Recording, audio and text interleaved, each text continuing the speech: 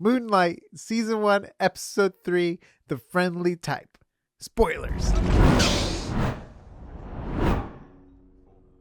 Welcome back to AsArt with Nick and Kyle. Today we're talking about Moon Knight, and we're super excited because new gods were introduced. Boom, boom, boom. Dun, dun, dun. Yes. And I think we saw how the season's going to end in this episode, by the way. Really? You Making think so? a little prediction here. Oh, okay. It's All not right. like I've ever been wrong, but okay. What's your okay. What's your prediction? I will jump into it in Okay, just okay. 1 second. Just want to let you know, if you like this, give it a thumbs up, subscribe so you get our newest episodes and reviews. We cover a lot of shows from HBO Max and now Paramount Plus and Apple Plus. So subscribe. We're covering a lot of shows. Okay. Oh, and follow Kyle on Instagram, Pecos with a 0. Crazy good artwork. Go check him out. All right. Bum, bum, bum. I have a prediction. So remember when they did like the power of the 6 of us unite thing and they put the god into a clay mold or something like that? I think that's how it's going to end. I think all the not the dogs, the gods are going to get together and they're going to suck in the bad god once it's released, kind of thing. Okay. I will offer you a counterpoint, Nick. My theory is that all the gods that we saw in the council are going to be stoned. They're going to get stoned. Oh, you think they're all going to become stoned? Wait, maybe that's confusing. Yeah, they'll all be turned into statues. There we go. Not stoned. That's something else. Oh, interesting. Yeah. Mm-hmm. So like they're going to be completely severed from the Marvel universe. I think that we're going to have like a cliffhanger season 1, like, oh no, this changes everything kind of deal. Oh, fun. All right. Yeah. 2 opposing theories, but they are coming from this episode because we got a lot of insight into how their powers work too. And also one thing that's really cool, what Disney is doing Marvel's doing a great job with their movies is the colors when it comes to different power sets, right? Like Doctor Strange is orange, WandaVision's red, and the purple was the bad girl from WandaVision. I can't remember her name, but Egyptian gods' powers are white, which I thought was super cool because it's like we haven't seen a white power yet. Like, with like whatever the Sorcerer Supreme power stuff or whatever magic. Right. Would it be considered magic? I guess, or it is. I would say it's considered magic. Okay, yeah. So it was really cool. It was really cool to see the white and the glowing of the white eyes and all that stuff. So that was really cool. Though if you notice, Amit or the avatar of Amit, his is purple, which is like the witches. So it's like, ooh, does that mean it's purple's evil? Yes. Which is funny because I wouldn't see purple as evil. I would see more red as evil, but Yeah, that's true. But maybe it has we've got to figure out what purple does. Maybe that's like mind control powers or something like that, or along the lines of that or something. And that's why some sort of kind of deceiving power or something like that. Mm-hmm. So you know what? I'm starting to enjoy it more and more every time I watch another episode. So I'd agree, except I'm still not feeling Ethan Hawke's character. He's just not a villain I like yet, right? I mean, he's walking around with glass in his shoes. They're making sure to put that sound effect in there constantly. I keep thinking it's Boba Fett. Oh, man. I did not even notice that. That's great.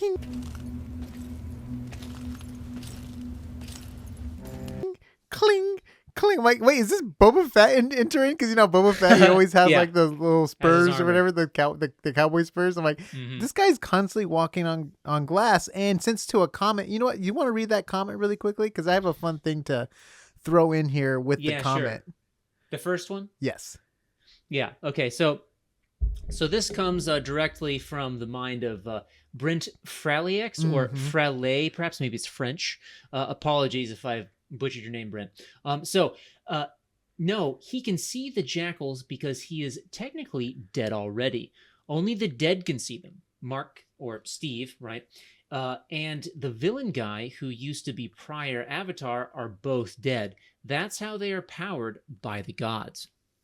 Really cool, interesting insight that we got. Thank you so much for that comment, because that also made me think the reason why he has glass in his shoes is because he can't feel that well, or he doesn't have good feeling because he's dead. You know what I mean? So it's like the glass is there to remind him that he's still alive. Yeah. You and I kind of breached a little bit on this subject, but I would say that it's not because they're dead currently, it's that they have died and have been brought back, right?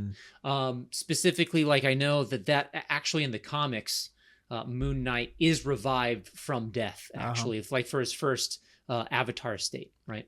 I like Avatar State. Yes. Yeah. The eyes glow white and everything. Yes. And yeah, I like that. Too bad he doesn't have access to the previous minds of the other. That's true. Or maybe he does. He kind of have access to different minds. He has access to different personalities. Yeah. And speaking of which, we got a hint of a third personality. Yeah, they definitely hinted it because he's blacking out. Or not, what do you call it, a blackout? Just Okay. Like there's missing snippets of time. Yeah. So Basically. I guess it's a blackout, right? Because you have no memory or recollection or whatever has happened. So he did it, and then Steve's like, "It wasn't me." So we know it had to be someone else, and we know he has multiple different personalities, right? So any guesses? Yeah. Well, I think it's the cab driver or the cab driver, Jake Lockley from the comic books, right? Yeah, from the comics, yeah.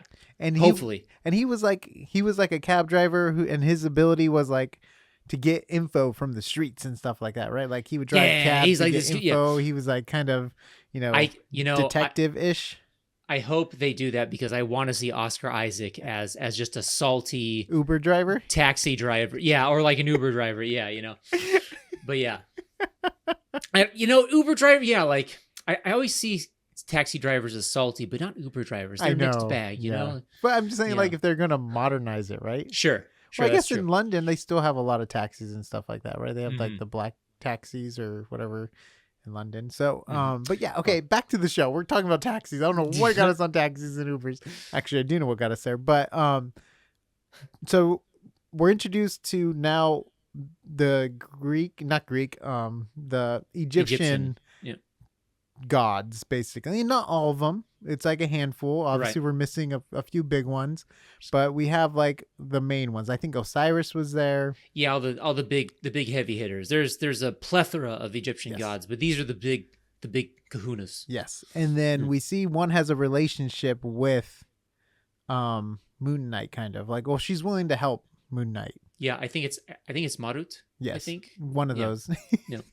You got me. I don't know any of them. I only know Cyrus because of the shoes. The Cyrus shoes, the skateboarding shoes. Anyway. But I'm not an expert when it comes to Egyptian. Your memory. Of gods or lore and stuff like that. But I thought it was super cool. They went into the pyramids.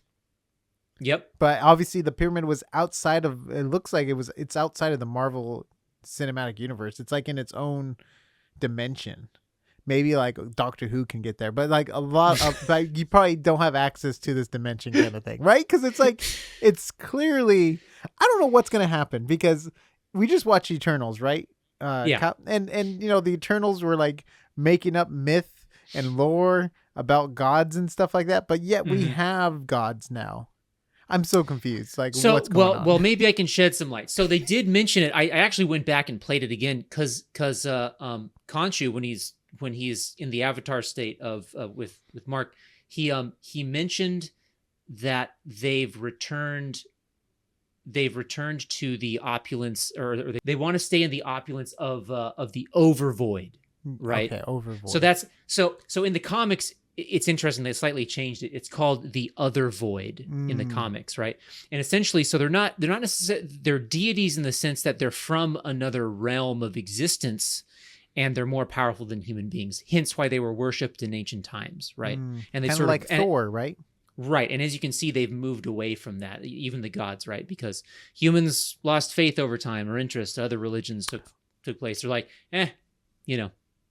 So, are there powers like Santa? The more that believe in them. Are they powered by belief? You know what? I don't think so because Khonshu is operating with a lot of autonomy. I think it's mainly the choice of the gods, right? Or the choice of these beings to not have as much of an effect on the human world. Because the bad god, I can't remember the bad god's name. The one that Ahmed is gaining a lot of followers now. So I didn't know if that meant that he becomes stronger too, or she. Is it a he? Is she Ahmed? It's a she. It's a she. Okay. There's a she crocodile Oh, or alligator. it's the one with the crocodile head. Oh, the alligator. Okay. Well, is she getting more power now because there's more followers? Is that So like I don't know I don't know how this works. That's why I was like, is this like Santa?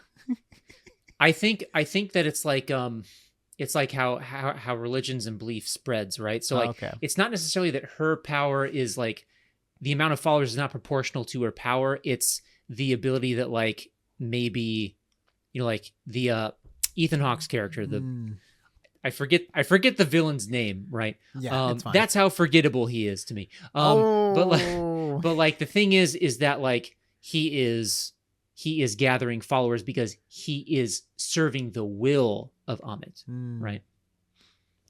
And it looks like he has a pretty decent motive now.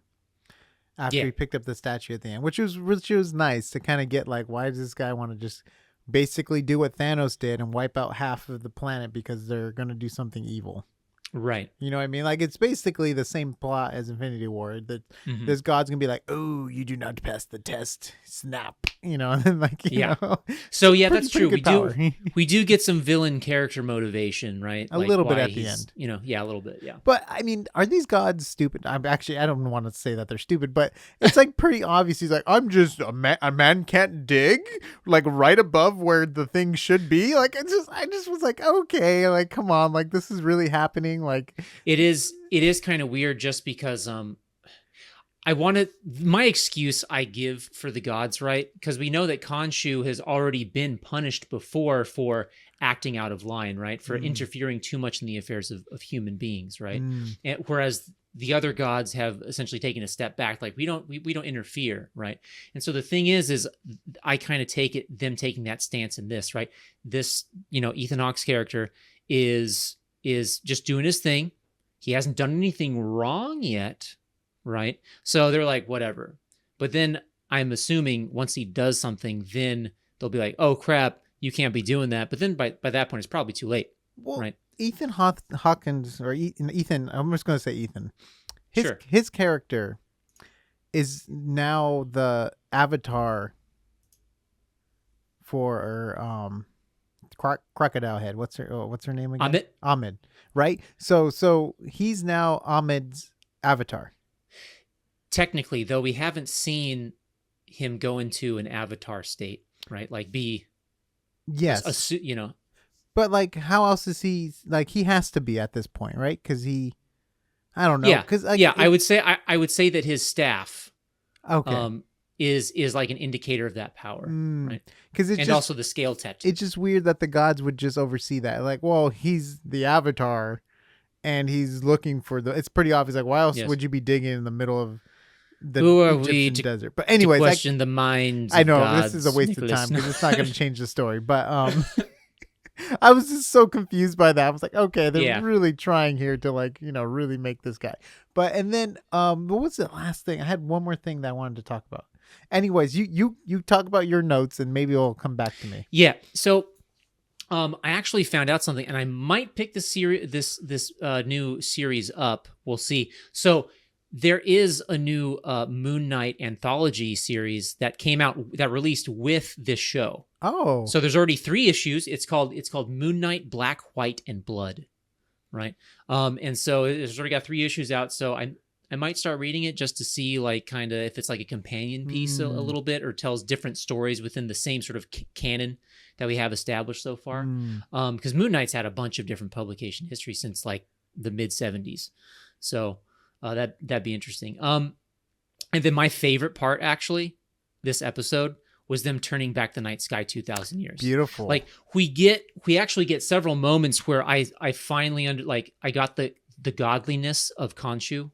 Right, like because he's like, I remember every night sky, right, and it's like, of course, that would be indicative of a moon god, right, and technically, also in Khonshu's mythology is that he is also the protector of people who travel by night. So of course, so like it was kind of a cool tie-in, and so like, and I noticed how they turn back. That was actually a really cool piece of visual effects. Yes.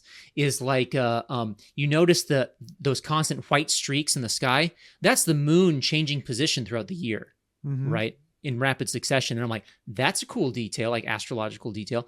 Then the other thing is how they made sure to depict the firmament as a 3-dimensional space. Like I know that like that sounds like, well, duh, but like when we always look at the night sky, it's usually for like maybe like a few minutes or like maybe in a few hours if you're in a telescope looking at it. And it looks flat, right? It looks like you can't really conceive the vast distances between stars, but in this one, as like stuff slowing down and they're coming to that time period, like you see that like the parallax, right? You see stars that are closer to Earth, like moving faster than the ones far away. And it was just so cool. I was like, the cosmos, you know, it was cool. Yeah, it felt so, like yeah, I was I at really the like that. Griffith Observatory Tower. Yeah, exactly.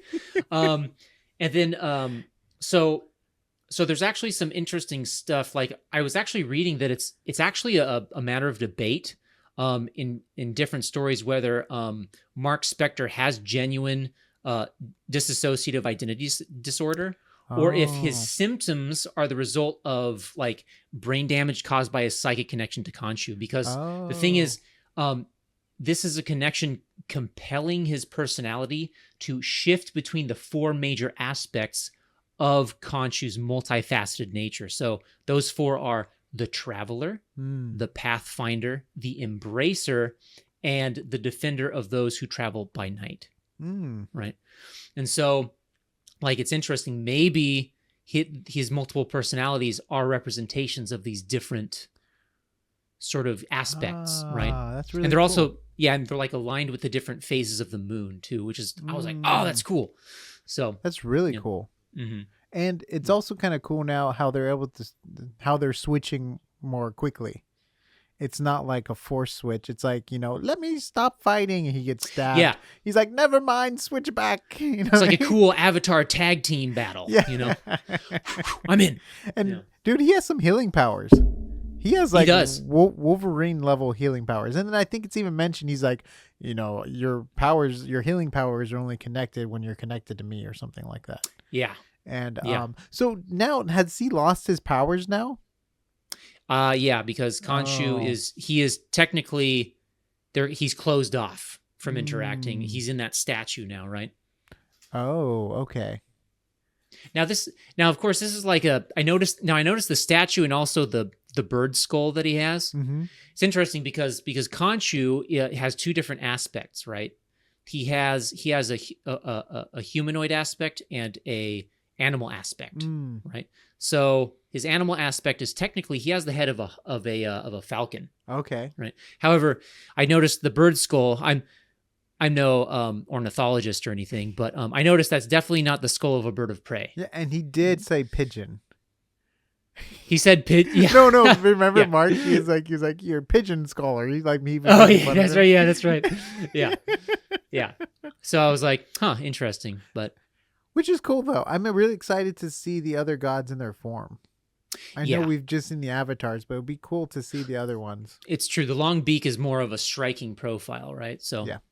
And he kind of has like the Grim Reaper eyes where it's just all black and dark and stuff like that. Do you notice if they move at all, or does it stay at one I've shape? not noticed the move. I've noticed he's got these little dangly things. Oh yeah, it's like little white hairs dangly coming things off his back or something. Yeah, or the back of his head or something. He did a little comb over. He's like, I only got a few hairs left, but I'm gonna slick it back. I gotta look hot for the god of music. Right? Yeah. Rock and roll, baby. Back in the day, I was a rock star, but no. That's awesome.